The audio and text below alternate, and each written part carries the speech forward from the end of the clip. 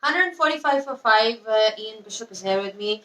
Bish, it was always going to be an uphill task for West Indies, chasing something, over 300. But then, of course, Malinga got the early wickets for Sri Lanka.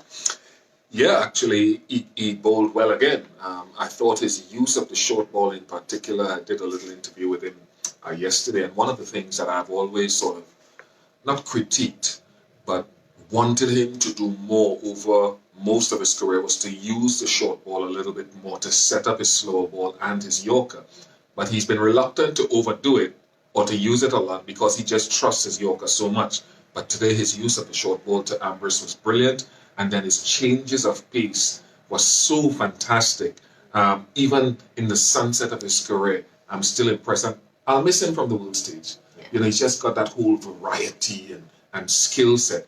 I just hope that he leaves a legacy in Sri Lanka, that they have more guys coming through that can do what he did to some extent. No, definitely. I mean, the kind of Yorkers the world has seen with him, his execution has been exceptional. But West Indies, do you think it was the scoreboard pressure? Would you attribute it to some really good bowling by Sri Lanka, or was it just a case of some really poor shot selection?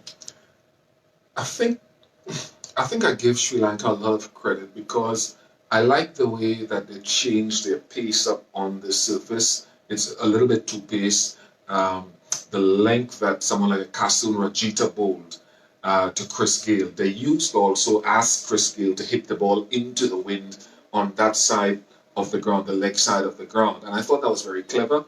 They haven't covered themselves in glory in the field, though, Sri Lanka. They put down a couple of catches, they've misfielded a bit, but I think in every other facet so far, they have been ahead of the West Indies, the way they batted, Avishka Fernando, and the way they bowled. I mean, West Indies and I guess a lot of other people had a lot of hope from Shea Hope in this tournament. But it's almost like it hasn't really gone his way. I mean, he's somebody who's shown he's exceptionally talented, but not necessarily, we haven't seen the results from him. Yeah. And you may want to touch on a couple of the other guys, but for Shea, because of the form that he's shown generally over his one-day career prior to this World Cup, and more so what he did in the 8 months prior to the World Cup, a lot more volume was expected of him, but he's young. He will have another chance. So too will Puran, so too will Hetmeyer. The West Indies now need to start thinking, next World Cup, who do we build our team around? There is enough talent there. All right, thank you so much for your thoughts, Bish. I won't keep you long over here. And we're getting towards we've crossed 25 overs. We shall be over the line soon. Just want to finish. Please, Lasset, leave a legacy. It cannot be Jasprit Bumrah that benefits from your experience. Sri Lankans need some Yorker bowlers.